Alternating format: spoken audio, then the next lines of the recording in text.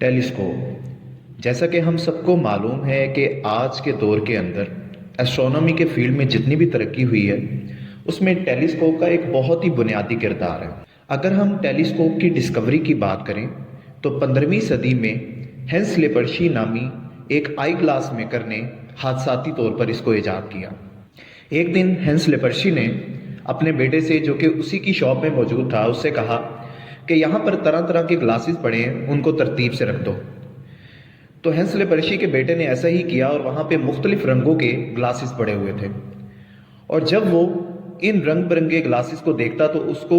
اسے دیکھ کر کھیلنے کو دل کرتا۔ تو وہ کبھی اپنی آنکھ میں سبز رنگ کا گلاس لگا کر چیزوں کو دیکھنے کی کوشش کرے، کبھی مختلف طرح کے رنگوں کے گلاسز کو اپنی آنکھوں کے سامنے رکھ کر چیزوں کا معائنہ کرنے لگا اور ان سے کھیلنے لگا۔ لیکن جب اس نے 2 سے 3 طرح کے گلاسز کو ایک ترتیب سے ارینج کر کے دیکھا تو اس نے یہ آبزرو کیا کہ جو اس کے سامنے موجود عمارت ہے وہ اسے کئی گنا بڑی دکھائی دے رہی ہے، یعنی کہ وہ عمارت اسے میگنیفائی ہو کر نظر آ رہی تھی، جو کہ ان مررز کی خاص ترتیب کی وجہ سے ایسا پاسبل ہو پایا۔ جب اس نے دیکھا کہ یہ جو عمارت ہے جو کہ اس کی شاپ کے سامنے موجود ہے، جو کہ اس سے اب کئی گنا بڑی دکھائی دے رہی ہے، اس نے فوراً اپنے باپ کو بتایا۔ جب اس نے دیکھا، خود آبزرو کیا، تو وہ حیران رہ گیا کہ واقعتاً یہ عمارت جو کہ اس کے شاپ سے کئی گنا فاصلے پر موجود ہے، اسے کئی گنا بڑی دکھائی دے رہی ہے، یعنی کہ میگنیفائی ہو کر نظر آ رہی ہے۔ یہ منظر دیکھ کر ہینس لیپرشی بہت خوش ہوا اور اس نے اپنے بیٹے کو بھی شاباش دی۔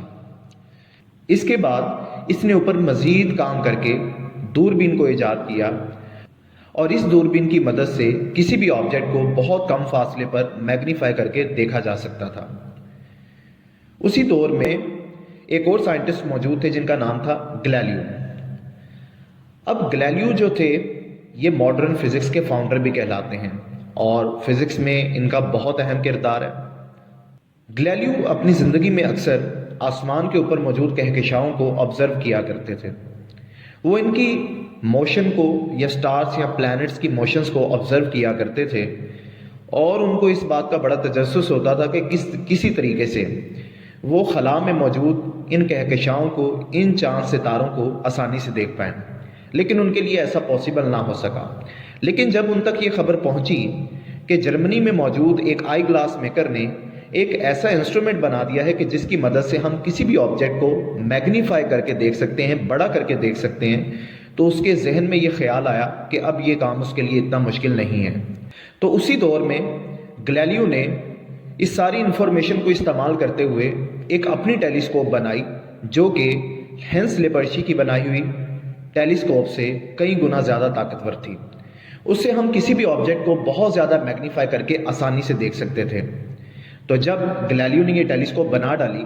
تو اس کے بعد اس نے اس ٹیلیسکوپ کا رخ آسمانوں کی طرف کر دیا۔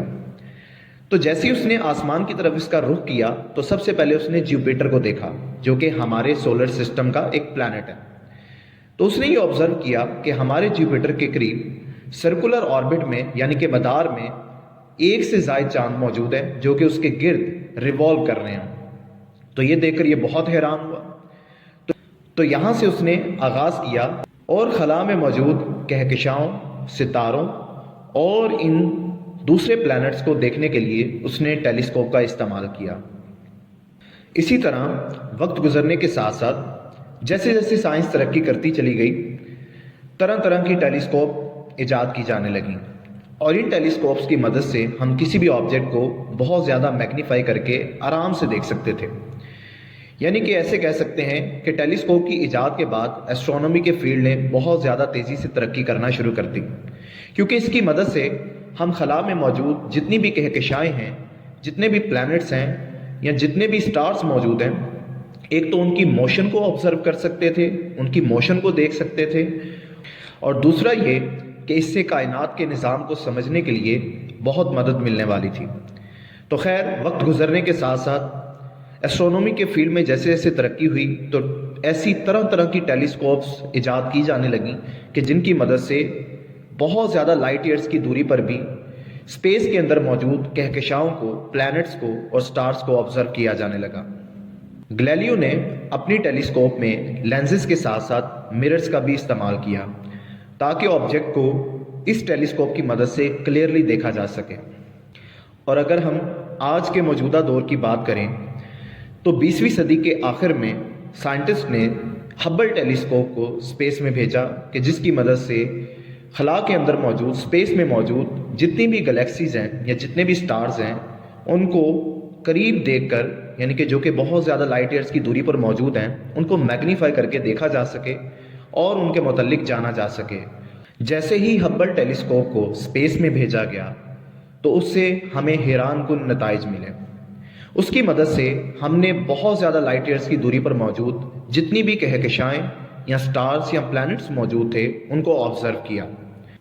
और साथ ही साथ ये भी ऑब्ज़र्व किया कि ये जो यूनिवर्स है ये स्पीड ऑफ लाइट से भी ज़्यादा तेज़ी से एक्सपैंड कर रहा है। यानी कि यूनिवर्स की जो एक्सपेंशन है उसको टेलीस्कोप की मदद से ही ऑब्ज़र्व किया गया। यानी कि ये जो प्लैनेट्स हैं, ये जो स्टार्स हैं जो कि हमसे बहुत ज़्यादा लाइट ईयर्स की दूरी पर हैं, ये स्पीड ऑफ लाइट से भी ज़्यादा तेज़ी से हमसे दूर जा रहे हैं और इस तरीके से यूनिवर्स एक्सपैंड कर रहा है। लेकिन इन चीज़ों को मज़ीद क्लियरली देखने के लिए, मज़ीद ऑब्ज़र्व करने के लिए बाद में एक और टेलीस्कोप बनाई गई जिसका नाम है जेम्स वेब टेलीस्कोप, जिसको सन 2021 में स्पेस में भेजा गया नासा की तरफ से। और इस टेलीस्कोप की मदद से हम मज़ीद अच्छे तरीके से स्पेस के अंदर मौजूद इन प्लैनेट्स, इन स्टार्स को या इनकी मोशन को देख सकते हैं, क्योंकि जेम्स वेब टेलीस्कोप जो है वो हबल टेलीस्कोप से 100 गुना ज़्यादा ताकतवर है। और ये सिर्फ विजिबल लाइट को ही नहीं देख पाती बल्कि इसके अलावा दूसरी लाइट रेज जिनके लिए हबल टेलीस्कोप को देख पाना मुश्किल था उनको भी क्लियरली ये दिखा सकती है। हबल टेलीस्कोप सिर्फ विजिबल लाइट को डिटेक्ट कर सकती है, जिसकी मदद से हम किसी भी ऑब्जेक्ट को जो कि ज़मीन से बहुत ज़्यादा दूरी पर मौजूद है, बहुत ज़्यादा लाइट ईयर्स के डिस्टेंस पर है, उसको आसानी से देख सकते हैं। लेकिन वो इतना क्लियर नहीं है, तो उसको मज़ीद क्लियर देखने के लिए जेम्स वेब टेलीस्कोप को स्पेस में भेजा गया, जो कि ना सिर्फ विजिबल लाइट को डिटेक्ट करती है